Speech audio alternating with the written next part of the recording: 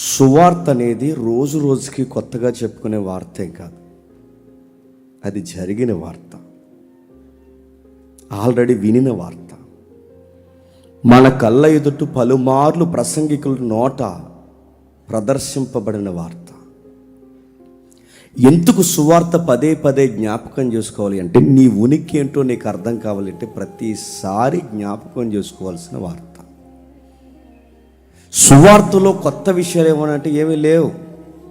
సిలువ వేయబడ్డాడు అన్నది పాత విషయమే, ఆయన మరణించి తిరిగి లేచాడన్నది పాత విషయమే. కానీ జరిగిన విషయాన్ని పదే పదే ఎందుకు జ్ఞాపకం చేసుకోవాలి అంటే, నా ప్రజెన్స్ ఏంటో నాకు అర్థం అవ్వాలి. అందుకే ఈరోజు ఒక ప్రత్యేకమైన కార్యం మనకుంది. మన సెమినార్లో ఈ దినం కోసం మనం ఎదురు చూస్తాం. మన పశ్చాత్తాపాన్ని మరొక్కసారి ఆయన ముందు కుమ్మరించడానికి, ఆయనకి మనకున్న శత్రుత్వాన్ని ఒక్కసారి మనం జ్ఞాపకం చేసుకోవడానికి, ఎలాంటి పరిస్థితుల నుంచి మనకి విడుదలిచ్చి మన జీవితాన్ని ఆహ్లాదకరమైన సమాధానంలో నిలబెట్టాడో జ్ఞాపకం చేసుకోవడానికి, ఆ సువార్త సిలువ సువార్త చుట్టూ ఒక్కసారి ఆ సన్నివేశాన్ని మన కళ్ళ ముందుకు తెచ్చుకోవడానికి చూద్దాం. ఒకసారి కొరింథీయులకు రాసిన మొదటి పత్రిక, అపోస్తలుడైన పౌలు కొరింథీయులకు రాసిన మొదటి పత్రిక, అపోస్తలుడైన పౌలు గారు కొరింథీయులకు రాసిన మొదటి పత్రిక 11వ అధ్యాయం. కొరింథీయులకు రాసిన మొదటి పత్రిక 11వ అధ్యాయం. ఎవరు అటు ఇటు తిరగొద్దు. కొరింథీయులకు రాసిన మొదటి పత్రిక 11వ అధ్యాయం 24 వచనం నుండి, ఇది మీ కొరకైన నా శరీరము, నన్ను జ్ఞాపకం చేసుకుంటకే దీన్ని చేయండి. నన్ను జ్ఞాపకం చేసుకుంటే, నన్ను జ్ఞాపకం చేసుకుంటకే దీన్ని చేయడి. 25వ వచనం కూడా చదవండి. ఆ ప్రకారమే భోజనమైన పిమ్మట ఆయన ఈ పాత్ర ఎత్తుకొని, ఈ పాత్ర నా రక్తం వలనైన క్రొత్త నిబంధన, మీరు దీనిలో త్రాగునప్పుడల్లా నన్ను జ్ఞాపకం చేసుకుంటే. అంటే సువార్త పదే పదే నీకు నాకు చెబుతున్నది ఏంటంటే, నన్ను జ్ఞాపకం చేసుకోండి. ఆయనను జ్ఞాపకం చేసుకుంటే మనకేం తెలుస్తుంది? మన రోత విషయాలు మనకు జ్ఞాపకం వస్తాయి. ఏముంది సువార్తలో, ఏ విషయాలు వెలువరింపబడ్డాయి, ఎలాంటి సంగతులు వెలువరింపబడ్డాయి, ఒక్కసారి ఆయనను జ్ఞాపకం చేసుకునే విషయం మనం చూద్దాం. రోమిలికి రాసిన పత్రిక అలానే ఉంచండి, మళ్ళీ ఒక అర్ధగంట తర్వాత ఇక్కడికి వద్దాం. రోమిలికి రాసిన పత్రిక 5వ అధ్యాయం, రోమిలికి రాసిన పత్రిక 5వ అధ్యాయం, రోమిలికి రాసిన పత్రిక 5వ అధ్యాయం, రోమిలికి రాసిన పత్రిక 5వ అధ్యాయం 6వ వచనం.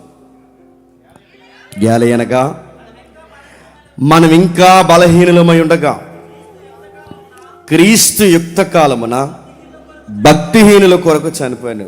మొదటి మాట, ప్రభు అయిన యేసుక్రీస్తు వారు చనిపోయింది ఎవరి కొరకు? నీ కొరకు, నీ కొరకు, నా కొరకు, మనందరి కొరకు చనిపోయాడు. చనిపోయిన మన కొరకు మనం ఎవరమంట? భక్తిహీనులు. 5వ అధ్యాయం 8వ వచనంలో మరొక మాట అంటున్నాడు చూడండి, మనం ఎవరు? పాపులు. అదే 5వ అధ్యాయం 9వ వచనంలో ఏమంటున్నాడు? ఉగ్రత పాత్రలం. అదే 5వ అధ్యాయం 10వ వచనంలో ఏమంటున్నాడు? శత్రువులను. నా మాటలు మీకు అర్థమవుతున్నాయో లేదో? సువార్త నీకు నాకు ఏమి జ్ఞాపకం చేస్తుంది? ఇదిగో, మనము భక్తిహీనులము, పాపులము, ఉగ్రతకి అర్హులము, శత్రులము. ఇలాంటి మా కోసం నువ్వు ఏం చేసావంటే, దేవుడు మన ఎడల తన ప్రేమను వెల్లడిపరిచాడు. శత్రువు అయిన వాడి కొరకు తన ప్రేమను వెల్లడిపరిచాడు. భక్తిహీనుడి కొరకు దినమెల్లా చేతులు జాసి పిలిచాడు. దేవుడు ప్రజల పట్ల ప్రేమను చూపిస్తున్నాడు. ఏమని నాకు అడగడం రానప్పుడు ఆయనే నన్ను అడిగాడు. నాకు పిలవడం రానప్పుడు ఆయనే ఎతుక్కుంటూ వచ్చి నన్ను పిలిచాడు. నేను శత్రువునై ఉండి ఆయనతో ఏమాత్రం నేను సమాధానం కోరలేనప్పుడు నాతో సమాధానం కోరడానికి, సంధి చేసుకోవడానికి ఆయనే వచ్చాడు. నా నుండి సరి అయిన స్పందన లేకపోయినా నా స్పందన ఇది అని కనుపరిచి ఒప్పుకునేలా, ఒప్పించేలా తనను తాను అగుపరిచాడు. అందుకే అంటే ఒకటి రాస్తున్నాడు చూడండి, ఎల్లడి చేశాను అంటే నన్ను చూసి అర్థం చేసుకో అని చెప్తున్నాడు ఆయన. భక్తిహీనులైన మన కొరకు, పాపులైన మన కొరకు, ఉగ్రత హరుహులమైన మన కొరకు, శత్రులమైన మన కొరకు దేవుడు తన ప్రేమను ఎల్లడిపరిచాడు. బలవంతుడైన దేవుడు బలహీనుడైన శత్రువుని అర్థం చేసుకుని తానే దిగవచ్చి స్వనీతితో విర్రవీగిపోతున్న మన దగ్గరికి ఆయన వచ్చి గుండె లోతుల్లో నుంచి ఆయన మన దగ్గరకు వచ్చి మాట్లాడుతున్న మాట, నా ప్రేమను నేను ఎల్లడిపరుస్తున్నాను. కానీ లోకం తన గుడ్డితనం చేత ఆ ప్రేమను చూడలేకపోయింది. సాక్షాత్తు దేవుడే, బలవంతుడైన దేవుడు బలహీనులైన మన కొరకు పరలోకం నుంచి భూలోకానికి వచ్చి ఆయన మన కొరకు ఆయన తన ప్రేమను ఎల్లడపరచడానికి భూలోకానికి వస్తే, సృష్టికర్త అయిన వాడు సృష్టింపబడిన మానవుల మధ్యకు వస్తే మానవుడు ఆయనకి చెప్పిన ఎలకం ఏంటో తెలుసా? పశువులు తొట్టే. మానవుడు ఆయనకి ఇచ్చిన గౌరవం ఏంటో తెలుసా? పశువులు తొట్టే. పశువుల దగ్గర మలం వాసన వచ్చే ఆ వాసన మధ్య సరి అయిన స్థలం ఆయనకి ఇవ్వలేకపోయాడు. ఆయనకి ఎలా వెల్కమ్ చెప్పాడు? వాడు మానవుడు అన్నవాడు కనీసం దేవుణ్ణి రిసీవ్ చేసుకోవడం వచ్చిందా? స్థలం లేదు, బయటకు పో అన్నారు. భక్తిహీనులం, పాపులం, శత్రులు, ఉగ్రత పాత్రులమైన మన దగ్గరకు వస్తే, ప్రభువా మా కోసం నువ్వు తగ్గించుకుని వచ్చావా?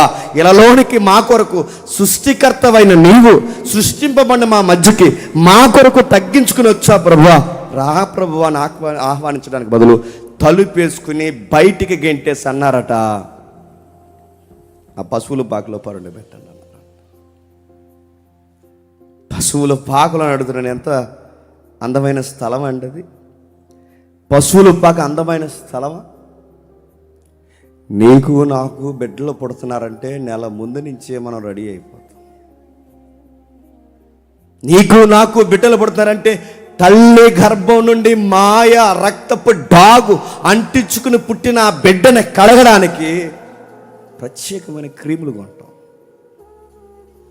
పాత వస్త్రాలు ఏమీ కాకుండా ఒక కొత్త వస్త్రాలు తయారు చేసి అది మెత్తగున్న ప్రత్యేకంగా అమ్ముతున్న ఒక వస్త్రాలు కొని మన బిడ్డలకు సిద్ధపరుస్తాం. ఒక మాట చెప్పాలంటే, ఇప్పుడు బిడ్డ భూమి మీదకి రావాలంటే మినిమం ₹1,00,000 పైనే అవుతుంది. ఇప్పుడు హాస్పిటల్లో 1,00,000 నుంచి 1,50,000, లేదా ఇంకా కార్పొరేట్ హాస్పిటల్ అయితే 2 లక్షలు మొత్తం మెటీరియల్తో కలిపి. యేసుప్రభుకి ఏముంది? ఈ లోకం ఏమిచ్చిందంటే మాసిన బట్ట, మాసిన స్థలం, వాసన వచ్చే స్థలము. ఆయనకి ఎలాంటి పరిస్థితులతో వెల్కమ్ చెప్పిందంటే, మా మధ్య నువ్వు ఉండొద్దు, పశువుల మధ్య ఉంటున్నారు.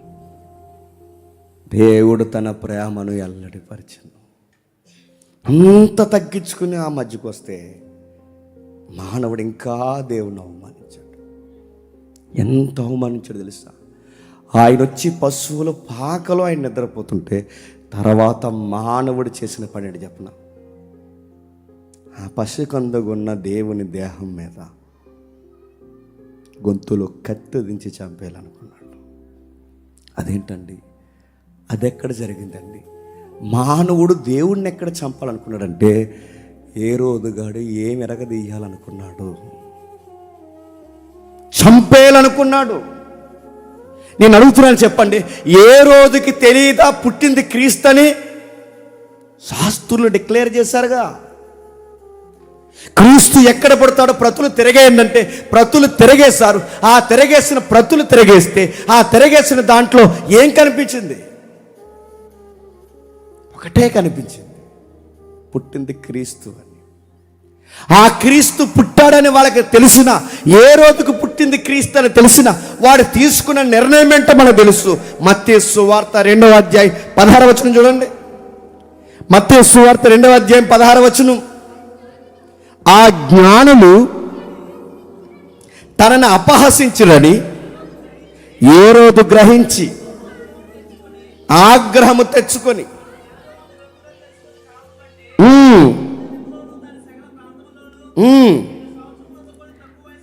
2 సంవత్సరాల మొదలుకొని తక్కువ వయసు గల మగపిల్లలందరినీ చంపావు. అడుగుతున్నాను, నీ కోపం వస్తే తోటి మానవుడి మీద చూపించు, నీ కోపం వస్తే జ్ఞానుల మీద చూపించు, నీ కోపం వస్తే నీ పొరుగోడి మీద చూపించు. వీడి కోపం వస్తే ఎవడి మీద చూపిస్తున్నాడంట? దేవుడి మీద చూపిస్తున్నాడు. దేవుడు మానవుడిగా పుట్టాడని వాడికి తెలుసు, ఆయన క్రీస్తుగా వచ్చాడని తెలుసు, వాడికి ప్రతుల ప్రకారం ఆయన జరిగిందని తెలుసు. వాడికి అన్నీ తెలిసిన వాడి కోపాన్ని ఎవరి మీద చూపిస్తున్నాడు చెప్పండి? దేవుడి మీద చూపిస్తున్నాడు. ఏ కోణాన్ని కూడా మానవుడు దేవుని సరిగ్గా రిసీవ్ చేసుకుంటున్నాడా? పుట్టినప్పుడు పశువులు తొట్టిచ్చాడు, ఆయన పుట్టిన తర్వాత పశువులు తొట్టించిన ఈ మానవుడు ఇప్పుడు చేస్తున్నది తెలుసా? దేవుణ్ణి చంపాలనుకుంటున్నాడు. గమ్మత్తేడు చెప్పిన, నేను ఎప్పుడో చెప్పాను మెసేజ్లో, మళ్ళీ జ్ఞాపకం చేస్తున్నాను. ఏ రోజు మానవాళ్ళందరికీ రిప్రజెంట్గా ఉన్నాడంట. ఏ రోజు ప్లేస్లో నువ్వున్నా అలా చేస్తావు, ఏ రోజు ప్లేస్లో నేనున్నా అలానే చేస్తాను. మనందరి పక్షాన వాడు మన కోపాన్ని వ్యక్తీకరిస్తున్నాడు. అంటే దేవుడు ప్రేమిస్తే మానవుడు దేవుడిని ఏం చేస్తాడు? ద్వేషించాడు. దేవుడు మానవుని ప్రేమిస్తే మానవుడు ఏం చేశాడు? పగ పెంచుకున్నాడు. దేవుడు మానవుని ప్రేమిస్తుంటే మానవుడు ఏం చేశాడు? శత్రువులాగే భావించాడు. సృష్టికర్త అయిన వాడు తనలాగే తగ్గించుకుని మానవుని దగ్గరికి వస్తే ఈ మానవుడి కోరిక ఏంటో తెలుసా? నువ్వు ఇంకా నాకు శత్రువే, నేను ఇంకా నిన్ను శత్రువుగానే భావిస్తున్నాను, శత్రువైన నిన్ను నేను చంపాలన్నట్టుగానే మానవుడే వ్యవహరించాడు. అందుకే వాడు చేసే పని ఏంటో చూడండి, సిలువ వేయము, సిలువ వేయము, సిలువ వేయము. వాళ్ళ కేకలు ఎందుకు అలా వస్తుంది చెప్పండి? మానవుని గుండెల్లో ఉన్న కోరిక ఏంటి చెప్పిన?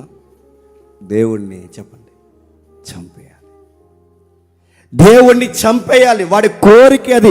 మానవుని కోరిక తృష్టమైన కోరిక, బలమైన కోరిక. వాడి కోరిక ఏంటంటే దేవుణ్ణి ద్వేషిస్తున్నాడు, రగిలిపోతున్నాడు. పదే పదే మానవుని నోట, ఆయన భూమి మీద సంచరించినప్పుడు వాళ్ళ నోట అంటే వచ్చిన మాట, ఆయనను చంపేయండి, రొట్టెలు పెట్టినా చంపేయండి, స్వస్థత పరిచినా చంపేయండి, ఏమి చేసినా చంపేయండి, ఆయనను ఉంచకండి, ఆయన బతకడానికి వీలు లేదు.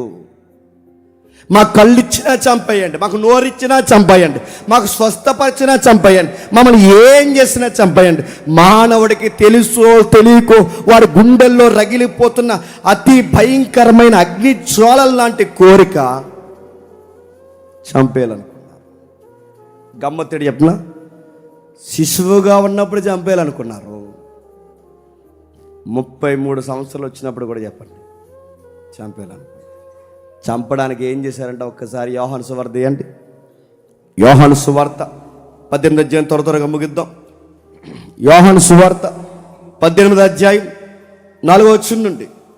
యోహాను సువార్త 18వ అధ్యాయం 4వ వచనం నుండి.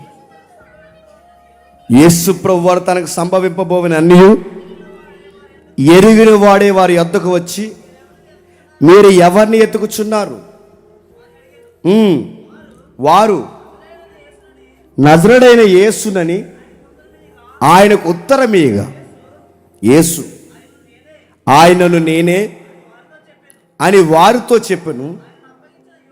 ఆయనను అప్పగించిన యోదాయు వారి యొద్ద నిలిచుండెను. నేనే ఆయనను వారితో చెప్పగా వారి వెనకకు తగ్గి నేల మీద పడి. ఇప్పుడు చెప్పండి, మానవుడు ఎవరిని ఎత్తుక్కుంటూ వస్తున్నాడు చెప్పండి? దేవుడిని ఎత్తుక్కుంటూ వస్తున్నాడు. ఏం చేద్దామని? సన్మానం చేద్దామని కాదు, ఏం చేద్దామని? గౌరవించలేకపోయామని క్షమాపణ చెప్పడానికి కాదు, ఏవి చేయడానికి? ఆయన పట్టుకుని సిలువేయడానికి. గుంపులు గుంపులుగా తిరుగుతున్నారట, పుంకాలుగా తిరుగుతున్నారట, కత్తులు పట్టుకుని తిరుగుతున్నారట, గుదియలు పట్టుకుని తిరుగుతున్నారట. ఏం చేయడానికి రా ఆయనంటే, అదిగో చూడండి, చంపేయడానికి తిరుగుతున్నారట. మానవ హృదయాలు ఎరిగిన దేవుడు, మానవ కోరిక ఎరిగిన దేవుడు, మానవ ఆలోచన ఎరిగిన దేవుడు. ఈ మానవుడికి అత్యధిక కోరిక ఏంటంటే వాడిని చంపాలనుకుంటున్నాడు.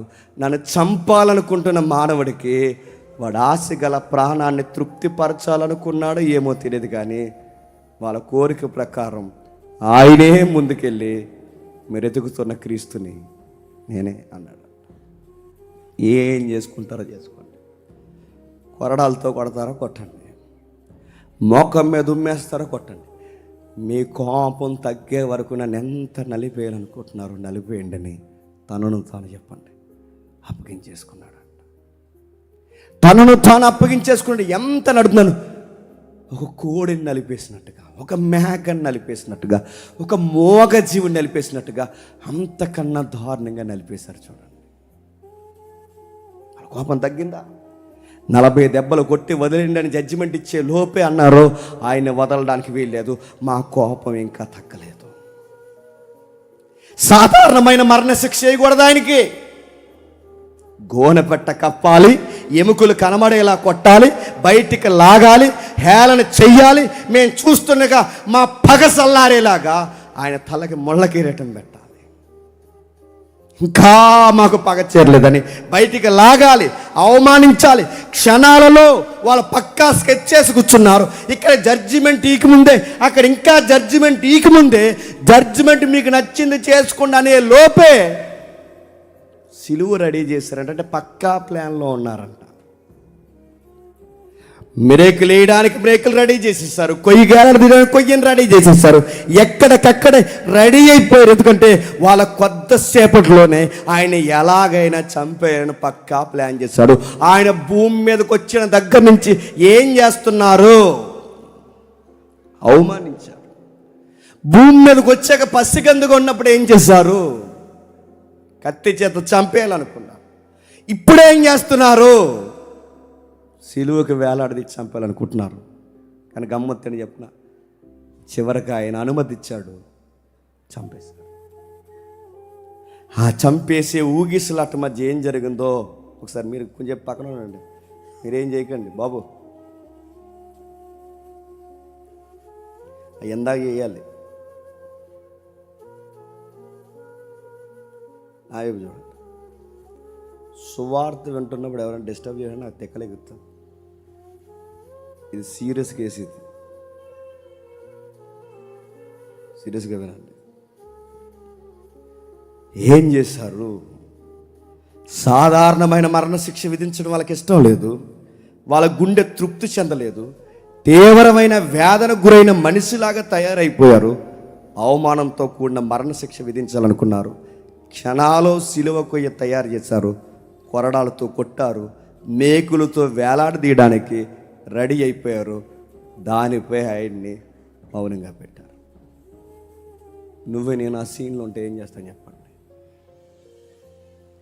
నీకు అన్నం పెట్టిన వాళ్ళే, నీ దగ్గర అన్నం తిన్న వాళ్ళే నీ మీద తిరగబడుతూ నువ్వేం చేస్తావు చెప్పు? నీకు అన్నం పెట్టాను కదరా అని అడుగుతాం. మనం ఎవరికైనా రుణస్థులమైతే, వాళ్ళు మనకేదన్నా హాని చేస్తే, లేదా వాళ్ళు మనకు రుణస్థులైతే, వాళ్ళు మనకి ఏదన్నా హాని చేస్తే మనం ఏమంటాం? ఎన్నిసార్లు నీకు సహాయం చేశాను అని అడుగుతాం. మనం చేసిన సహాయాలు తెర మీద తీసుకొస్తాం, మనం చేసిన కార్యాలు తెర మీద తీసుకొస్తాం. మనం ఎన్నో చేస్తాం. మీకు ఎలా చేస్తాం, అలా చేస్తాం, ఎలా చేస్తాం, ఎన్నో చెబుతాం. కానీ ఇంకా తన ప్రేమను ఎల్లడబరుస్తున్నాడు. ఏమని ఎల్లడబరుస్తున్నాడు తెలుసా? తండ్రి, వీరేమి చేయుచున్నారో. దాన్ని ఏ ప్రేమ అనాలి చెప్పండి? ఈ ప్రేమను ఏ ప్రేమతో కొలవాలి చెప్పండి? ఆయన ఇంకా ప్రేమిస్తున్నాడు. ఈ మెదడుకు గుచ్చుకొని, ఇలా ఆ మెదడుకు గుచ్చుకొని బలమైన ముళ్ళు పెట్టినా ఇంకా ఆలోచనలు నీకోసం ఆలోచిస్తున్నాయి. ఆ పక్కటెములకు బయటికి కనబడేలా కొట్టినా, ఆ ఎముకల్లోంచి ఆ శ్వాస నిశ్వాసలో ఆ బయటికి వస్తూ పోతున్నా ఆ శ్వాస ఇంకా నేను అడుగుతుంది, తండ్రి వీరేం చేస్తున్నారో వీరెరగరు. గమ్మత్తైన సంగతి చెప్పిన, శత్రువుల కొరకు ప్రార్థన చేస్తుంది. ఆ ప్రేమ శత్రువుల కొరకు ప్రార్థన చేస్తుంది. నేను అడుగుతున్నాను, మన జీవితంలో అతిపెద్ద సవాల్ ఏంటో తెలుసా? మన శత్రువులను క్షమించు ప్రభువా అని ఎప్పుడన్నా మనం ప్రార్థన చేయగలమా? పిడిగడు పూల సన్నాసేతల మీద అని ప్రార్థన చేస్తాము. మేలు చేస్తే కీడు చేసే ప్రభు, వీడిని నీకు అప్పగిస్తున్నాను ప్రభు అంటామా? కానీ ఆ ప్రేమ నిన్ను నన్ను ఏమి నేర్పిస్తుంది చూడండి. శత్రువులైన వారిని సైతము క్షమించు ప్రభువా. నన్ను జ్ఞాపకం చేసుకున్నాను ఎందుకన్నాడంటే, ఎన్నిసార్లు జ్ఞాపకం చేసుకున్నా ఆయన ఎదుట మనం ఎరగదీసింది చెప్పిన నిలువెల్లా ఆయన చంపేశాం, అవమానించాం, బాధకు గురి చేస్తాం. ప్రతిసారి ఆయన మానవులు కేకలేసి మాట్లాడింది ఏంటంటే, ఆయన్ని చంపేయండి, ఆయన్ని చంపేయండి, ఆయన్ని చంపేయండి. అందుకే లూకా సువార్త ఒకసారి చదువుదాం. లూకా సువార్త 23వ అధ్యాయం 34వ వచనం. లూకా సువార్త 23వ అధ్యాయం 34వ వచనం. తండ్రి వీరు ఏమి చేయుచున్నారో వీరు ఎరుగరు గనక వీరిని క్షమించమని చెప్పిన, వీరు ఏమి చేయుచున్నారు వీరు ఎరుగరు గనక వీరిని క్షమించమని చెప్పిన ప్రశ్న అడుగుతున్నాను. వీరిని క్షమించమని ప్రశ్న అడుగుతున్నాను. ఎందుకు క్షమించమని దేవుడికి ప్రార్థన చేస్తున్నాడు? పలుమార్లు ఈయనే క్షమించేశాడుగా. పలుమార్లు ఈయనే అనేకులకు క్షమాపణ పెట్టాడుగా. పేతురు ఇంట్లోకి వెళ్ళి ఆ స్వస్థత కార్యక్రమం చేస్తున్నప్పుడు, లేదా పేతురు ఊర్లోకి వెళ్ళి ఆ పైనుంచి దింపబడుతున్న వ్యక్తికి స్వస్థత చేస్తున్నప్పుడు, పలుమంది సేవకులు చూస్తుండగా, పలుమంది విశ్వాసులు చూస్తుండగా, పలుమంది శత్రువులు చూస్తుండగా ఆ పాపిని క్షమించి నీ పరిపెత్తుకుని నడుమని ఆ రోజు పాపుల్ని క్షమించాడుగా. ఇప్పుడెందుకు తండ్రికి రిక్వెస్ట్ పెడుతున్నాడు? తండ్రి వీరు ఏమి చేయుచున్నారు వీరు ఎరుగరు, వీరిని క్షమించని. ఈయన ఎందుకు అడుగుతున్నాడు? ఈయనే క్షమించచ్చుగా. ఎందుకు అలాంటి సన్నివేశాన్ని బైబిల్లో రికార్డ్ చేశాడు? ఏదో జరుగుతుంది అక్కడ. ఆయన ప్రార్థన చేస్తున్నది. ఇప్పుడు ఏమని ప్రార్థన చేస్తున్నది చెప్పండి. ఇప్పుడు ఆయన ప్రార్థన చేయడానికి కారణం, ఆయనకి ఏ కార్యాలు చేయడానికి ఆయనకు అవకాశం లేదు. కుష్ఠరోగులను స్వస్థపరచడానికి ఇప్పుడు ఆయన చేతులు లేగవు. శక్తిహీనులు భక్తిహీనులు ఉన్న వారిని భరించడానికి ఇప్పుడు ఆయన కాళ్ళు కదలవు. కష్టాల కన్నీళ్ళుండి భరించలేక ఏడుస్తున్న వారి కన్నీళ్ళు తుడవడానికి ఇప్పుడు ఆయన చేతులు రావు. అంటరాని వారని, ఇదిగో మా జాతిలో లేనివారని రకరకాల మాటలు మాట్లాడి వెలివేతకు గురైన వారిని నీకు నేనున్నాను అని చెప్పడానికి ఆయన ఇప్పుడు కదలలేడు. ఆయన పరిస్థితులు ఇప్పుడు బాగా వినండి. ఊగిసలాట్లాడుతున్నాడు. ఆ శిలువ మీద కిందకి పైకి ఊగుతున్నాడు. ఆ ఊగుతున్న ఆయన క్షమాపణ పెడుతున్నాడు.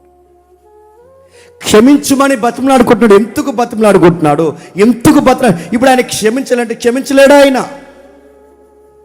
ఆయన ఎందుకు క్షమించలేని పరిస్థితుల్లోకి జారిపోయాడు. ఒక ఊరిలోకి వెళ్ళాడు, ఒక పాపని చూశాడు. ఆ దయ్యం పట్టిన ఆ వ్యక్తిని నీ పాపాలు క్షమింపబడ్డాయి అన్నాడు. రక్తస్రావంతో పలుమార్లు వ్యాధికి గురైన ఆ తల్లి దగ్గరికి వెళ్ళాడు. నీ పాపాలు క్షమిస్తున్నాను, నువ్వు దేవుని మహిమపరుచుకుంటూ వెళ్ళిపో అన్నాడు. అనేక కేసులు ఆయన డీల్ చేస్తున్నప్పుడు అనేక సార్లు మిమ్మల్ని క్షమిస్తున్నాను ఆయనే స్వయంగా క్షమించినప్పుడు ఇప్పుడు ఎందుకు క్షమించలేకపోతున్నాడు? ఎందుకంటే ఇప్పుడు ఆయన సంపూర్ణ మానవుడు కాదు, సంపూర్ణ దేవుడు కాదు. ఇప్పుడు ఆయన మెడలో వేలాడుతున్న ట్యాగ్ ఏంటి తెలుసా? పాపి. ఒక పాపి మరొక పాపిని క్షమించలేడు. ఆయన పాపి ఏంటండి? మనం కదా పాపులం అంటే. ఆ కొరింథీ పత్రికలో రాస్తున్నాడు, మన నిమిత్తము మన కోసము నీతిమంతుడైన వాడు మన కోసం పాపిగా మారిపోయాడంట. మీకు ఆ మాటలు ఎలా ఉన్నాయో నాకు తెలియదు, కానీ అది నా ప్లేస్. అది మీకు ఆ మాటలు ఎలా ఉన్నాయో నాకు తెలియదు, కానీ నువ్వెంత అర్హత కోల్పోయావంటే, దేవా ప్రభువా నన్ను క్షమించే అధికారాన్ని కూడా కోల్పోయి నన్ను నీతిమంతుడిగా చేయడానికి నువ్వు పాపాత్ముడిగా ఏలాడిపోయి, ఏ చేత్తో అయితే రొట్టెలు పెట్టావో, ఏ కాళ్ళతో నడిచిళ్ళైతే మమ్మల్ని ఆదరించావు, ఏ దేహంతో తాకి మమ్మల్ని స్వస్థపరిచావు, ఇప్పుడు నీకే సహాయం లేని పరిస్థితుల్లోకి జారిపోయి మమ్మల్ని క్షమించమని తండ్రిని కోరుతున్నావా? చూడండి ఒకసారి కొరింథీయులకు రాసిన మొదటి పత్రిక 5వ అధ్యాయం కొరింథీయులకు రాసిన మొదటి పత్రిక తండ్రికి ఆయన విజ్ఞాపన చేస్తున్నాడు. 5:21 క్షమించాడు. 2 కొరింథీ పత్రిక 5:21 20 నుండి చూద్దాం. ఎందుకనగా దేవుని నీతి అగునట్లు పాపమెరగని ఆయనను మన కోసం పాపముగా చేసిన పాపమెరగని ఆయనను చెప్పండి, మన కోసము చెప్పండి, పాపముగా చేసినంటే ఇప్పుడు పాపాత్ములు ఎవరు? ఆయన. పుణ్యాత్ములు ఎవరు? మనము. రివర్స్ ఏంటి? నిజానికి పాపాత్ములు ఎవరు? మనము. పుణ్యాత్ముడు ఎవరు? ఆయన. ఇప్పుడు మన నిమిత్తం ఆయన పాప అయిపోయాడు కనుక ఆ టైంలో కూడా ఆయన తండ్రికి ఏమని జ్ఞాపం చేస్తున్నాడు? తండ్రి, వీరేమి చేయుచున్నారు వీరెవరు కనుక చెప్పండి, క్షమించు ప్రభు. గతంలో చాలా మందిని క్షమించా కదా ప్రభువా, ఇప్పుడెందుకు క్షమించలేకపోతున్నా ప్రభువా? అనేక కుష్ఠరోగులను క్షమించావు, రోగుల్ని క్షమించావు, పాపులను క్షమించావు, అనేక మందిని క్షమించిన దేవా, ఇప్పుడెందుకు వీళ్ళని రక్షించలేకపోతున్నావు? ఇప్పుడెందుకు మమ్మల్ని క్షమించలేకపోతున్నావు అంటే, ఇప్పుడు క్షమించే అర్హతను నేను కోల్పోయాను. ఇప్పుడు మీ స్థానంలో నేను నిలబడ్డాను గనక నేను పాపాత్మున్నయ్యాను. పాపికి క్షమించే అర్హత చెప్పండి లేదు.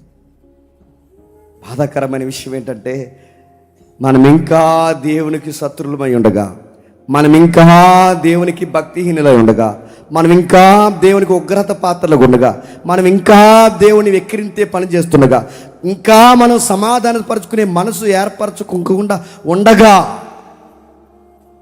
దేవుడే మనల్ని అర్థం చేసుకుని భూమి మీదకి వచ్చి అన్నాడట, నేను మిమ్మల్ని చెప్పండి ప్రేమిస్తాను. మన కొరకు చనిపోయాడు. చనిపోయిన వాడు ప్రార్థన చేస్తున్నాడు. ఏమని ప్రార్థన చేస్తున్నాడు? శత్రువుల కొరకు ప్రార్థన చేస్తున్నాడు. ఏమని ప్రార్థన చేస్తున్నాడు? మన మారు మనసు కోసం ప్రార్థన చేస్తున్నాడు. ఏమని ప్రార్థన చేస్తున్నాడు? మన జీవితాలు ఇదిగో ఆయనలోకి ఒక్కసారి రావాలని ఘోరాతి ఘోరమైన మన జీవితాల కొరకు ప్రార్థన చేస్తున్నాడు. ఈరోజు నువ్వు నేను మనమందరం ఇక్కడ నిలబడి మాట్లాడుకుంటున్నామంటే కారణం ఏంటి చెప్పిన? ఆ రోజు ఆయన చేసిన ప్రార్థన. వీరేమి చేస్తున్నారో ఎరగరన్న ప్రార్థన భూమి తిరుగుతున్నంత వరకు కూడా పనిచేస్తుంది కనుకే ఇంకా మనం కూర్చున్నాం. నేను అడుగుతున్నాను, మనం ఎరుగక చేసామా అన్నీ ఎరిగే చేసామా చెప్పండి? అన్నీ తెలుసు. అబద్ధం ఆడకూడదని తెలుసు, అబద్ధం ఆడతాం. దొంగతనం చేయకూడదని తెలుసు, దొంగతనం చేస్తాం. కామతుర జరగకూడదని తెలుసు, అయినా జరిగిస్తాం. దొంగిలించకూడదని తెలుసు, అయినా దొంగిలిస్తాం. ఆజ్ఞ అతిక్రమించకూడదని తెలుసు, దర్జాగా అతిక్రమిస్తాం. ప్రార్థన జీవితానికి దూరంగా ఉండకూడదని తెలుసు, అయినా దూరంగా ఉంటాం. సహవాసంలోంచి బయటికి వెళ్ళకూడదని తెలుసు, అయినా బయటికి వెళ్ళి సొంత కార్యక్రమాలు చేసుకుంటాం. ఇన్ని ఎరిగే చేస్తాం, కానీ స్టిల్ ఇంకా మన క్షమాపణ పొందుకుంటూనే ఉన్నాం. ఎందుకో తెలుసా? ఆ ప్రార్థన ఇంకా చెప్పండి పనిచేస్తుంది. గమ్మత్తడి చెప్పిన పేతురు ప్రసంగం చేస్తాడు. ఆ పేతురు ప్రసంగానికి 3000 మంది మారుతారు. నేను త్వరగా ముగిస్తాను. ఆ పేతురు ప్రసంగానికి 3000 మంది మారడానికి నేను అనుకుంటున్నాను పేతురు వాగ్దాటి కాదండి. పేతురు ప్రసంగానికి 3000 మంది మారడానికి నేను అనుకుంటున్నాను పేతురు రాసుకుని వచ్చిన పాయింట్స్ కాదండి.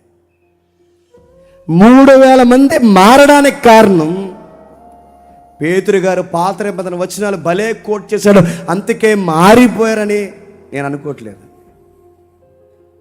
పేతురు ప్రసంగానికి 3000 మంది మారడానికి కారణం ఏంటో తెలుసా?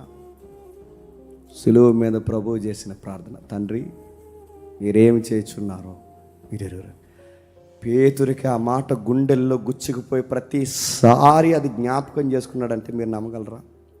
ఒకసారి రండి అపోస్తుల కార్యములు, త్వరగా అపోస్తుల కార్యములు 3వ అధ్యాయం, అపోస్తుల కార్యములు 3వ అధ్యాయం 13వ వచనం నుండి. అనగా మన పితరుల దేవుడు తన సేవకుడైన యేసును మహిమపరిచి ఉన్నాడు, మీరు ఆయన్ని అప్పగించిదరి. పిలాతు ఆయనని విడుదల చేయుటకు మీరు అతని ఎదుట ఆయనను నిరాకరించితిరి, పరిశుద్ధుడును నీతిమంతుడైన వారిని నిరాకరించి నరహంతకుడైన మనుష్యుని అనుగ్రహింపమని మీరు అడిగితిరి. మీరు జీవాధిపతిని చంపితిరి కానీ దేవుడు ఆయన మృతుల్లో నుండి లేపను, అందుకు మేము సాక్షులము. ఆయన నామమందలి విశ్వాసము మూలముగా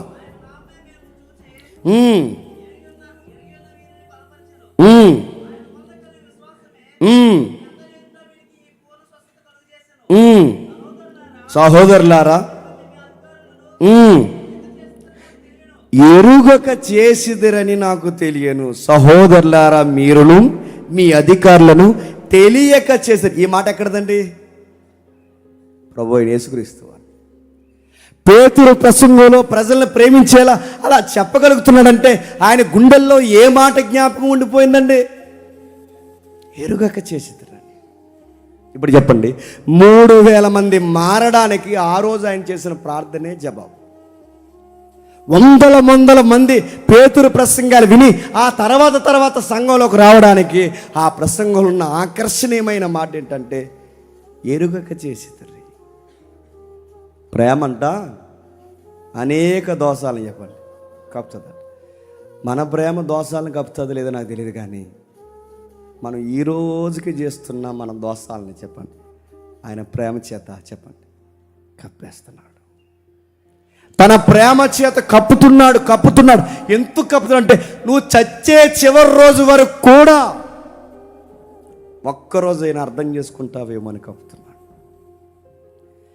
లాస్ట్ అంటే చివరిలో ఇక పాతాళం గుమ్మం ముందు వరకు కూడా తన ప్రేమను చెప్పండి ఎల్లడిపరుస్తున్నాడు. మనం ఇంకనో పాపులమై ఉండగా, మనం ఇంకనో శత్రువులమై ఉండగా, మనం ఇంకనో దౌర్భాగ్య పరిస్థితులు ఉండగా, మనం ఇంకనో దేవుణ్ణి ఎక్కిరించే పనులు చేస్తుండగా తన ప్రేమను మనపై కుమ్మరిస్తున్నాడు. అదే రోమపత్రికలో చెప్తున్నాడు. ఇప్పుడు రండి ఒకసారి రోమిలికి రాసిన పత్రిక 6వ అధ్యాయం, రోమిలికి రాసిన పత్రిక 6వ అధ్యాయం, క్షమించండి 5వ అధ్యాయం, రోమిలికి రాసిన పత్రిక 5వ అధ్యాయం 6వ వచనం. ఏలయనగా మనం ఇంకా బలహీనులమై ఉండగా, క్రీస్తు యుక్త కాలమ భక్తిని కొరకు జరపబడుతున్నాను. మనం బలహీనులమై ఉండగా మనల్ని బలవంతులు చేయడానికి ఎవరు బలహీనుడయ్యాడు? ఆయన బలహీనుడయ్యాడు. ఎంత బలహీనుడయ్యాడంటే సిలువ మీద దాహం అని అరిసేంత బలహీనుడయ్యాడు. ఆయన ఎంత బలహీనుడయ్యాడంటే ఆయన కన్నీళ్లు కార్చేంత బలహీనుడయ్యాడు, ప్రాణం విడిచేంత బలహీనుడయ్యాడు, వృత్తినిగా చేసుకునేంత బలహీనుడయ్యాడు, శక్తిహీనుడుగా మారిపోయేంత బలహీనుడయ్యాడు. నీతిమంతుల కోసం చనిపోయే జాబితాను పక్కకు దోసి చెడ్డవారమైన మన కోసం చనిపోవడానికి తెగించి ముందుకొచ్చాడు. ఇంకా ఏం చేస్తున్నాడు? తన ప్రేమను ఎల్లడపరుస్తూ మనం ఇంకా పాపులమై ఉండగా మన కొరకు చనిపోయాడు. చాలామంది అడుగుతారు, చనిపోకుండా క్షమించలేడా అంటే చనిపోకుండా క్షమించలేడు. ఆయనకు ఒక నీతి ఉంది. రక్తం కారకుండా పాపికి క్షమాపణ లేదంటే రక్తం కారకుండా పాపికి క్షమాపణ లేదు. ఇదిగో చెప్తాను వినండి. మనం చేసుకున్న చట్టాలే నీకు రాజ్యాంగం పూర్తిగా తెలియకపోయినా, నీకు సెక్షన్స్ పూర్తిగా తెలియకపోయినా, నీకు లా అండ్ ఆర్డర్ పూర్తిగా అవగాహన లేకపోయినా, నువ్వు తప్పు చేస్తే నువ్వు ఖచ్చితంగా దానికి చెప్పండి పనిష్మెంట్ చేయాల్సిందే. మనం అనుకుంటాం స్వతంత్రం వచ్చిన తర్వాత మనందరికీ ఫ్రీడమ్ బాయ్స్ అయిపోయి మనందరం ఫ్రీడమ్ గర్ల్స్ అయిపోయాం, మనం స్వతంత్రంగా బతికేస్తున్నాం అనుకుంటాం. గమ్మంతేడు చెప్పిన, నువ్వు బ్రిటిష్ వాళ్ళ దగ్గర నుంచి నీకు స్వతంత్రం వచ్చి బతుకుతున్నావేమో కానీ, నా మాట మీకు అర్థమవుతున్నా లేదు, నువ్వు బ్రిటిష్ కింద నుంచి వచ్చి స్వతంత్రంగా వచ్చావేమో కానీ నువ్వు రాజ్యాంగం కిందకి వెళ్ళావన్న సంగతి నువ్వు మర్చిపోయావు. నీకు స్వతంత్రం ఉందనుకుంటున్నా కాదు, నీ స్వతంత్రం ఏంటో తెలుసా? నువ్వు రాజ్యాంగ పరిధిలోనే నీకు స్వతంత్రం. అంటే నీకు తెలిసినా తెలియకపోయినా ఒక చట్టం కింద బతుకుతున్నావు. ఆ చట్టం నీకు తెలిసినా తెలియకపోయినా, ఒప్పుకున్నా ఒప్పుకోకపోయినా ఆ చట్టం కింద బతుకుతున్నావు. ఆ చట్టాన్ని అమలు చేసే జడ్జిలు ఉన్నారు, ఆ చట్టాన్ని అమలు చేసే అధికారులు ఉన్నారు. నువ్వు ఏదన్నా మిస్టేక్ చేస్తే నువ్వు బతకాలో బతకూడదు వాళ్ళే చెప్పండి డిసైడ్ చేస్తారు. నేను ఓపెన్గానే చెప్తున్నాను, సిగ్గు లేకుండా. నన్ను భయంకరంగా తీసుకెళ్ళి కోర్టులో నిలబెట్టారు. ఆ టైంలో నేను నిలబడినప్పుడు నా మైండ్లో స్ట్రైక్ అయ్యే పాయింట్ ఏంటి చెప్తున్నా, రేపటి నుంచి నేను బతకాలా బతకూడదా, స్వేచ్ఛగా ఉండాలా లేదో. ఆ బెంచ్ మీద కూర్చున్నా, పెన్న పెట్టుకున్నా, ఆ జడ్జ్ 2 నిమిషాల్లో నా లైఫ్ ఎలా ఉందో డిసైడ్ చేయబోతున్నాడు అనగానే నా మనసు కనిపించింది. చెప్పనా ఏమనిపించింది చెప్పనా, అంటే నేను స్వేచ్ఛగా బతకట్లేదా? నా లైఫ్ని డిసైడ్ చేయడానికి వీళ్ళెవరు? నా లైఫ్ రేపు నుంచి నేను ఎలా బతకాలో, బయట ఉండాలో, లోపల ఉండాలో నన్ను డిసైడ్ చేయడానికి ఈ జడ్జి ఎవరు?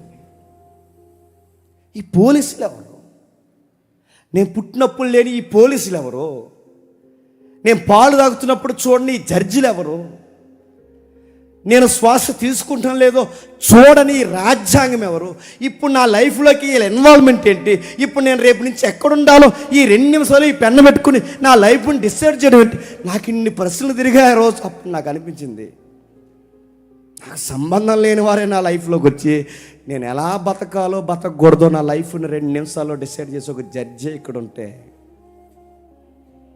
నీలా లైఫ్ రేపు నుంచి ఎలా ఉండాలో, ఎప్పుడు లెగాలో, ఎప్పుడు నిద్రపోవాలో, ఏం తినాలో మనపై ఒక జడ్జి ఉన్నాడంటే మీరు నమ్మగలరా? వీరు నా లైఫ్ డిసైడ్ చేశారన్నది ఎంత వాస్తవమో మనందరి జీవితాలు, ఈవెన్ అక్కడ కూర్చున్న జడ్జి పోలీసు వాళ్ళ లైఫ్ని కూడా డిసైడ్ చేసేది ఎవరు చెప్పండి? ఒక జడ్జి ఉన్నాడు. గమ్మత్తేంటి తెలుసా, ఆయన ఉత్తరవాది. ఉత్తరవాది అంటే చెప్పనా, అడ్వకేట్ వాదిస్తున్నాడు దేవుడి దగ్గర, వాదిస్తున్నాడు అడ్వకేట్ వాదిస్తున్నాడు. తండ్రి చెప్పండి, మీరేం చేస్తున్నారు? వదలడా అంటే ఆయన వదలడు. షరతులు వర్తిస్తాయి. షరతులు ఏంటో తెలుసా, వీరేమి చేస్తున్నారు ఎరుగురు వదిలే ప్రభు అంటే, ఆ చట్టం కోరింది చెప్పనా, వాడిని వదలాలంటే వాడి దేహంతో చేసిన తప్పులకి దేహం నిలబడాలి, వాడు ప్రాణంతో చేసిన తప్పులకి ప్రాణం నిలబడాలి, వాడు చేతులతో చేసిన తప్పులకి అక్కడ చేతులు నిలబడాలి, వాడికి బదులుగా మరొకరు నిలబడాలి. ఎవరు నిలబడతాడు? అడ్వకేట్ అన్నాడట, మా తండ్రి కుమార పరిశుద్ధాత్మల మధ్య జరిగిన సఖ్యత, దేవుడే అడ్వకేటే మన పక్షం నిలబడ్డాడట. మీకు విషయం చెప్పనా, మనకు వచ్చిన జడ్జిమెంట్ ఏంటి చెప్పనా? నేను మళ్ళీ చెప్తున్నాను, జాగ్రత్తగా ఉండండి. శిక్ష విధింపబడాల్సిందే, అది జడ్జిమెంట్. పనిష్మెంట్ తినాల్సిందే, అదే జడ్జిమెంట్. ఇప్పుడు పాపులైన వారి పనిష్మెంట్ తెలుస్తుంది. మరి వాడు తింటే బతకడగా, అందుకే వాడి ప్లేసులో ఎవరిని పెడుతున్నారు చెప్పండి? యేసుక్రీస్తు. వాడి స్థానంలో యేసుక్రీస్తు వారిని పెట్టారు. అందుకే ఆయన ఏమయ్యాడు? కొరడా దెబ్బలకు గురయ్యాడు, సిలువకు ఎక్కాడు, ఘోరాతి ఘోరంగా చర్మపు ముక్కలు ఊడిపోయేలా చనిపోయాడు. ఇంతగా ఆ దెబ్బలన్నీ ఎవరివి? నువ్వు దేహంతో చేసిన తప్పులు. ఆయనకి ముళ్ళ కిరీటం పెట్టడానికి కారణం మన ఆలోచనతో చేసిన తప్పులు, మన జీవితాలతో చేసిన తప్పులకి ఆయన జీవితాన్ని పనంగా పెట్టాడు. ఇప్పుడు ఆయన డిసైడ్ చేస్తున్నాడు. చాలామంది అడుగుతారు, క్షమించలేడా? క్షమించలేడంటే అడుగుతున్నాను, జడ్జి తప్పున్న వాడిని ఈడు తప్పున్నా కానీ చట్ట ప్రకారం పీనల్ సెక్షన్ తీసుకుని వీనికి క్షమిస్తున్నాను ఎప్పుడైనా జడ్జిమెంట్లు ఉంటాయా? జడ్జికి జాలి వేసిన, జడ్జికి దయ కలిగిన, జడ్జికి ఎలాంటి మాటలు తనకు తోసినా, అరే వీడు తప్పు చేయలేదని అనిపించినా, రికార్డ్స్ ఎలా ఉన్నాయో, సెక్షన్స్ ఎలా ఉన్నాయో దాని ప్రకారమే తీర్పు ఇవ్వాలి తప్ప, చెప్పండి, నాకు వీడిని చూసి జాలి అవుతుంది దీనికి క్షమిస్తున్నాను అనడానికి చెప్పండి, వీళ్ళే. ఇది మీకు అర్థమైతే దేవుడు కూడా అంతే, దేవుడు కూడా అంతే. ఖచ్చితంగా పనిష్మెంట్ తినాల్సిందే, ఖచ్చితంగా పనిష్మెంట్ తినాల్సిందే. ఆ పనిష్మెంట్ ఎవరు తింటాడు? ఈ మానవుడు అన్ని వాడు తింటే వీడు చస్తాడు. ఇక్కడితో అయిపోయింది పనిష్మెంట్, గుర్తుపెట్టుకోండి. వీడు సరాసరి నరకానికి పోతాడంటే మనం అనుకుంటున్నాం సిలువ మీదే మన పనిష్మెంట్ అయిపోయింది అనుకోకండి. కేవలం మన పనిష్మెంట్ సిలువ మీద అయితే యేసు ప్రభు సిలువ వేయబడాల్సిన అవసరం లేదు. ఓ 3 గంటలు ఓర్చుకుంటే అయిపోద్ది ఇంక అక్కడితో పనిష్మెంట్. ఒక 4 గంటలు తొట్టుకుంటే అయిపోద్ది. ఆ మేకులకి ఆయనే ఎక్కాల్సిన అవసరం, చనిపోతే ఇక అయిపోయింది. ఆ పనిష్మెంట్ తినడానికైతే అక్కడే పాపక్షమణ ఉందానికి, అది మాత్రం కాదు పనిష్మెంట్ అంటే. అంతకన్నా ఘోరాతి ఘోరమైన పనిష్మెంట్ ఏంటో తెలుసా? నరకం. సిలువ కొయ్యి చూస్తే నీకు భయం వేస్తే దీనికన్నా ఘోరాతి ఘోరమైనది చెప్పండి, నరకం. ఆ నరకానికి పోకుండా ఉండాలి అంటే చెప్పండి, దేహానికి దేహం, రక్తానికి రక్తం, ప్రాణానికి ప్రాణం, మనిషి ఉనికిగా నీకు కొరకు ఒక మనిషి. ఎవరు చనిపోతారు చెప్పండి మన కొరకు? ఎవరు చనిపోరు. ఈ పెళ్లి మండపాల మీద ప్రమాణాలు చేస్తుంటారు భార్య భర్తలు. నేను ముగిస్తున్నాను. ఏమని? వ్యాధి అందును, బాధ అందును, ఆరోగ్యం అందును. చెప్పు, నువ్వే బాగా చెప్తావు, సంతకలు పెట్టేస్తావు కదా, చెప్పు. విడనాన్ను. కొంతమంది ఎక్స్ట్రీమ్ ప్రమాణాలు ఉంటాయి. చావు తప్ప ఏది నిన్ను విడదాను, నువ్వు చచ్చిపోయినట్టు నీ వెనకాల నేను కూడా చెప్పండి వచ్చేస్తాను. అన్ని డొల్లు ప్రమాణాలండి, అన్ని దొంగ ప్రమాణాలండి. నేను చూసిన విధి విధానాలు బట్టి చెప్తున్నాను. నువ్వు బాగుంటేనే నీతో ఉంటాను, నువ్వేదన్నా కలిసి వస్తేనే నీతో ఉంటాను. నీకు వ్యాధి వచ్చిందనుకో, కుక్కడి గంజేయడానికి ఏడుస్తుంది నీ భార్య. ఏమనుకుంటున్నావు? వ్యాధి ఎందు బాధ ఎందు ఉంటాను నీ భర్తే. ఒకవేళ నువ్వు ఏ పని చేయలేని పరిస్థితుల్లో మంచం పెడితే పోతే బాగుండు అనుకుంటాడు. గుర్తుపెట్టుకో. నీ పిల్లలు నీ రొమ్మును పిండి పాలు తాగి బతికిన నీ పిల్లలే రేపొద్దు నువ్వు బరువు అయితే నీ రొమ్ముల మీద తండానికి కూడా వాళ్ళు ఎరకాడంటే నువ్వు నమ్మగలవా? అందుకే చెప్తున్నా చూడండి, ఏ ప్రేమ మన కోసం ప్రాణం పెట్టదు. ప్రాణం పెడతారని అనుకుంటే నమ్మండి. ఒక ఉదాహరణ చెప్తున్నా. కరోనాలో తెలిసిపోయారు అందరూ. అలా ఆయనకి కరోనా వచ్చిందంట. క్వారంటైన్లో ప్లేస్ లేదని ఆ పక్క గదిలో పెట్టారంట. అప్పుడప్పుడు వాడికి అన్నం నీళ్ళు ఇవ్వండి 14 రోజులు అన్నారంట. కిటికీలోంచి పిలుస్తున్నాడు నీళ్ళు ఇవ్వమని. కొంచెం గ్లాసు నీళ్ళు ఇవ్వంటే అలా ఆవిడట గ్లాసు కర్ర కట్టించిందంటే ఇలా. అప్పుడు ఆడు అన్నాడు, ఏ కరోనా వచ్చిన బాధ కన్నా నువ్వు గ్లాస్ కర్ర కట్టి చూసి చచ్చిపోవాలనిపిస్తుంది నాకు అన్నాడు. భార్యకి కరోనా వచ్చిందని పక్క గదిలో పెట్టారట. ఆకలేస్తుందంటే అన్నం ప్లేట్లో పెట్టి గింట అక్కడ పెట్టే అన్నాడు. కుక్కకి గింటినాడు అడుగుతున్నాను. ఈ ప్రమాణాలన్నీ ఎక్కడి వరకు ఉంటే చెప్పిన, వ్యాధులు రానంత వరకే, బాధలు రానంత వరకే, అన్నీ బాగున్న చివరి రోజు వరకే. కానీ గమ్మత్తడి చెప్పిన, మన నుంచి ఆయన కోరుకోవడానికి ఏమైనా ఉన్నాయంటే ఒక్కటి ఉన్నాయి చెప్పండి. ఆ రోమపత్రికలు అంటాడు, నీ కళ్ళు వైపు చూశాను, నీ కళ్ళల్లో యథార్థత లేదు. నీ పెదవుల వైపు చూశాను, నీ పెదాల్లో యథార్థత లేదు. నీ కాళ్ళ వైపు చూశాను, నీ కాళ్ళు సరిగ్గా నడవడం నేను చూడలేదు. మరి మేము దేనికి పనికి వస్తాం ప్రభు అంటే, ప్రభు అంటాడు, దెబ్బలు తిన్నాం తప్ప దేనికి పనికిరారా అన్నాడు. మరి మమ్మల్ని ఏం చేస్తాం ప్రభు అంటే, దేవుడు అన్నాడు, మీకు బదులుగా చెప్పండి నేను శిక్ష అనుభవిస్తా అన్నాడు. అందుకే ఆయనను మనం జ్ఞాపకం చేసుకోవాలి. ఎందుకు ఆయన జ్ఞాపకం చేసుకుంటున్నామంటే, ఈ రొట్టె విరుస్తున్నప్పుడు ఆ రొట్టె నీకు జ్ఞాపకం చేయలేమని. ఇది నా కొరకు వధింపబడినా చెప్పండి శరీరం. ఆ రొట్టెని విరుస్తున్నప్పుడు నీకు అర్థం అవ్వాలి, ఇది నా కొరకు ఇరవబడిన శరీరము. ఒకప్పుడు నా శరీరంతో చేసిన తప్పులకి విరవబడిన శరీరం. ద్రాక్షరసం తాగుతున్నప్పుడు నీకు అర్థం అవ్వాలి, నా రక్తంతో చేసిన తప్పులకి నా కోసం ఒలికింపబడిన చెప్పండి శరీరం. నేను ముగిస్తున్నాను. మమ్మల్ని ఎంతగా ప్రేమించే ప్రభు అంటే, మరలా చెప్పనా, ఈ రోజు కూడా మన చూపులు ఆలోచనలు ఈ సెమినార్ ప్లేస్లో కూడా సరిగ్గా లేకపోయినా చెప్పండి, ఈ రోజుకి మనల్ని ప్రేమిస్తూనే. ఇంత సువార్త విరామం లేకుండా 7 రోజులు వినిపించిన ఎప్పటికీ నీ ఆలోచనలు దారి తప్పుతున్నా ఇంకా నేను ప్రేమిస్తున్నాడు. పోయాయో పాడేసుకున్నారో నాకు తెలియదు, కానీ మొత్తం మీద నేను ఒకరు ఫోన్ చేశారు, 7,000 పోయేట ఇక్కడ 7,000 పోయేట ఇక్కడ కూడా అన్న. ఇలాంటి ప్రసంగాలు చెప్పకూడదు అన్న, ఇలాంటి మాటలు చెప్పకూడదు అన్న. ఇక్కడ కూడా అన్న, అంటే ఇంత వాక్యం విన్నా ఇలాంటి పనులు చేస్తున్నా ఇంకా నువ్వు సజీవంగా రోడ్డు మీద తిరుగుతున్నావంటే ఆయన ప్రేమ నీకు అర్థం కావట్లేదా? అది సిలువను వేలాడుతూ చేసిన ప్రార్థన. చేతులు బిగింపబడి చేసిన ప్రార్థన, కాళ్ళు బిగింపబడి చేసిన ప్రార్థన, పక్కలో బల్లెపోటు దేక్క ముందు చేసిన ప్రార్థన, దాహంతో చేసిన ప్రార్థన, దాహం దాహం అని అరిచి చేసిన ప్రార్థన. తండ్రి మీరేం చేస్తున్నారు? ఈ రోజుకి నీ కొరకు చేస్తున్న ప్రార్థన, ఈ రోజుకి ఆ పక్క నుండి చేస్తున్న ప్రార్థన, ఈ రోజుకి మన కోసం బతుకులాడుకున్న ప్రార్థన.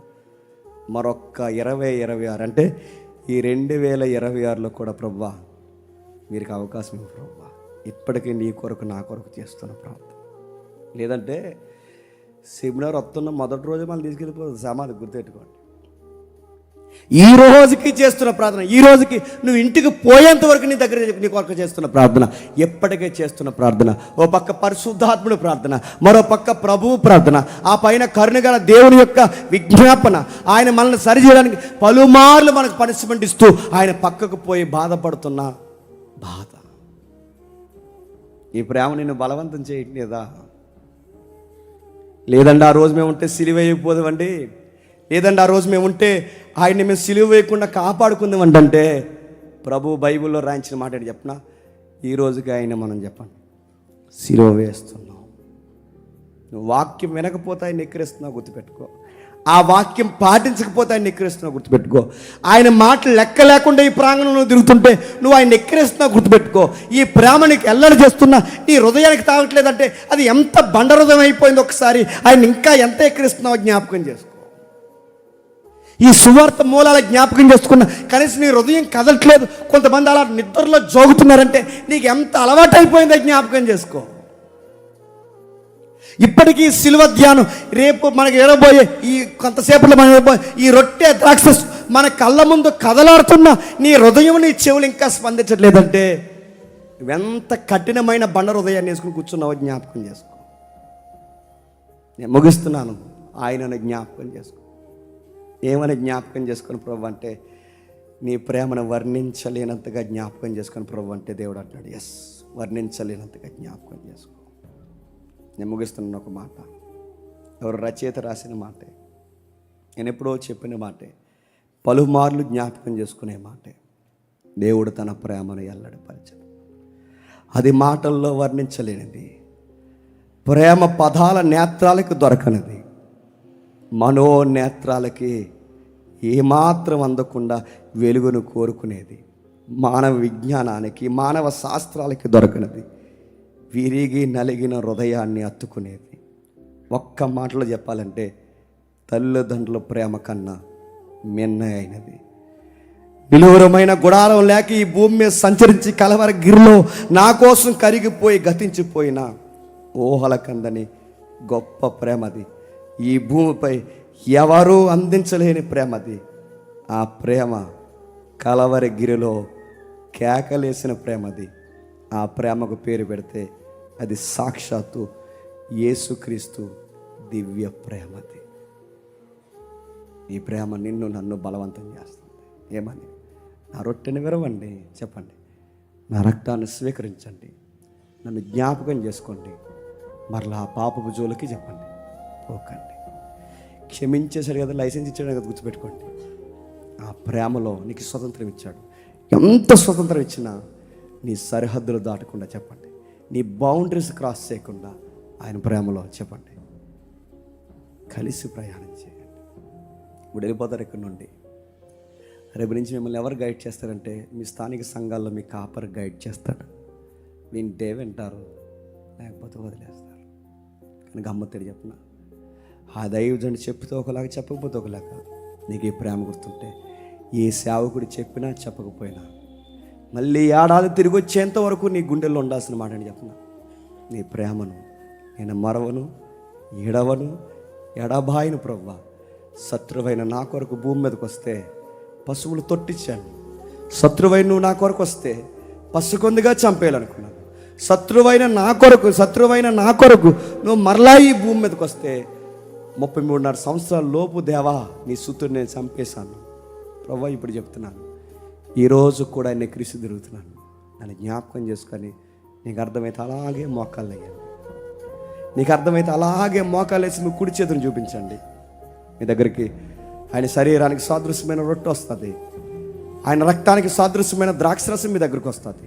దేవా నీ ప్రేమను అర్థం చేసుకోలేక నిన్ను అవమానపరచాం. పసికందుగా ఉన్నప్పుడు నిన్ను చంపేయాలనుకున్నాం.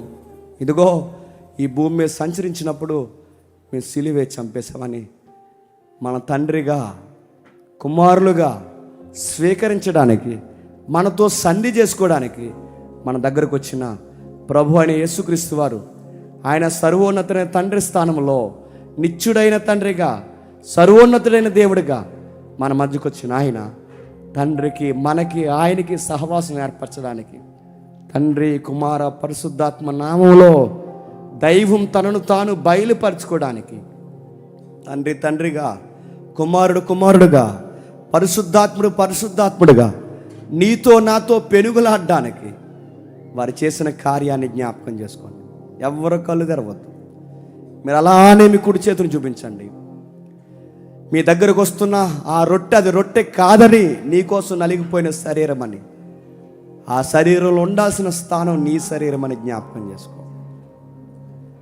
నీ దగ్గరకు వస్తున్న ద్రాక్షరసం, అది ద్రాక్షరసం కాదని, రక్తం అని, అది నీ కోసం ఒలికింపబడిన రక్తం అని జ్ఞాపకం చేసుకో.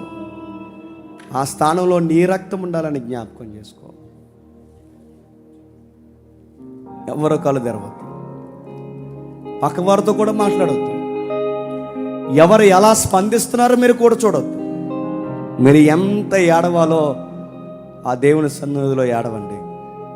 ఈ మాటలు వింటూ, ఈ ప్రార్థనలు ఏకీవిస్తూ మీ తండ్రి అయిన దేవుడితో ఎంత సమాధాన పడాలో అంత సమాధాన పడాలి.